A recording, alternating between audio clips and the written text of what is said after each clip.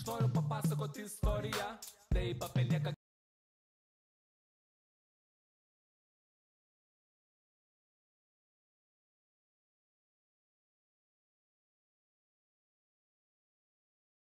Aš noriu papasakoti istoriją, taip apie nieką kitą, apie Lietuvą. Viską surepuosiu nuo pradžių, nuo seniausių amžių.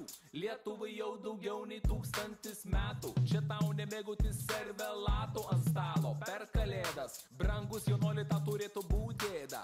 Jei tu nežinai vienos datos, pirmą kartą, kada buvo paminėtas vardas Lietuvos.